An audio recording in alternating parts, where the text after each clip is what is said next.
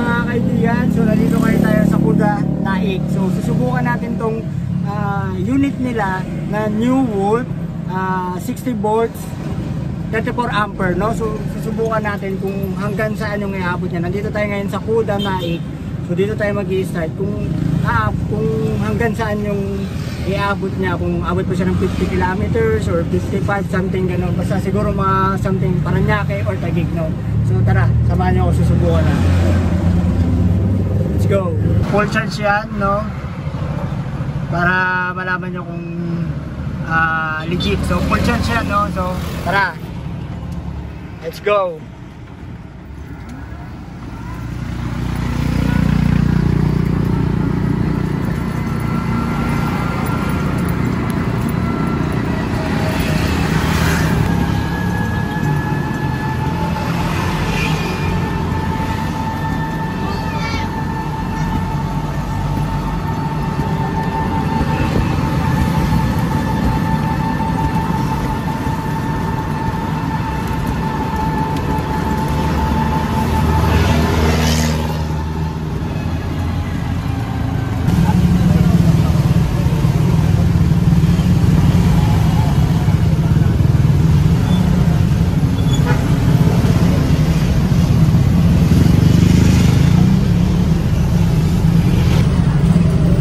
Inabot na natin ang traffic sa Tansa, pero go pa rin, full charge pa rin siya, no?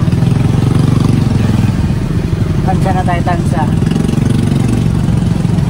Harapan lang, dito natin malalaman kung gaano katibay yung New Wolf e-bike.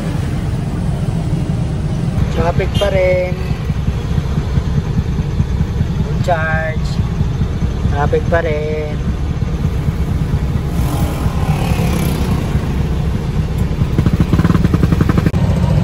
Sa mga kaibigan, so malayo-layo na nga ating binahe, no? At dito na nga pala tayo ngayon sa Kuda, Tansa, Amaya. So medyo malayo na rin ang binahe natin at still full charge pa rin siya.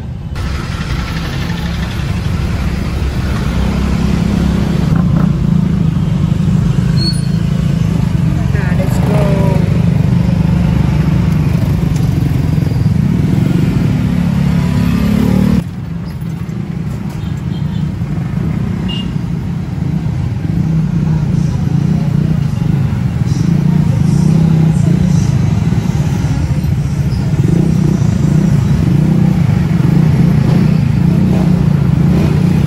Traffic pa rin, guys,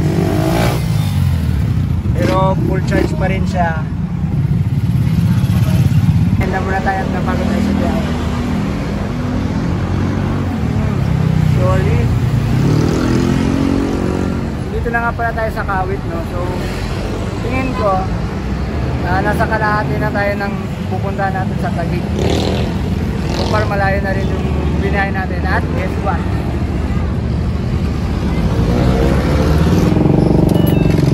Full charge pa rin ang ating Kuda New Wolf e-bike. So napakasulit talaga gamitin.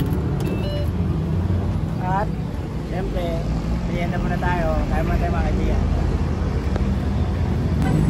Tapos sa magmerienda, tara, biyahe na tayo ulit.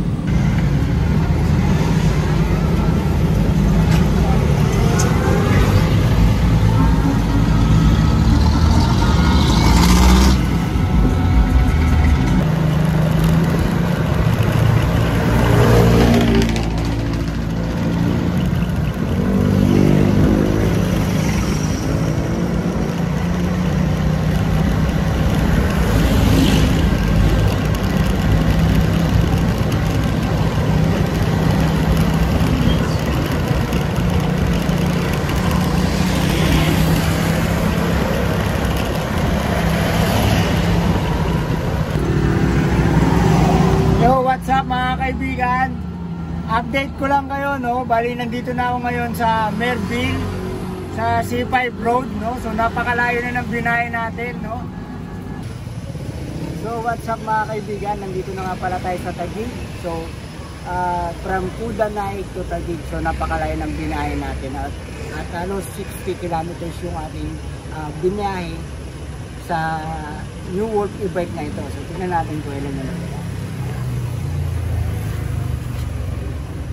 So 2 bar pa rin yung natira, halos nangalahati lang siya sa ating binahe, no? So lampas 60 kilometers yung binahe natin. Super sulit ng ating new Wolf, no? So test drive lang ito at talagang umabot siya, nangalahati, no? So 60 kilometers mahigit, so nangalahati lang yung tinakbo natin.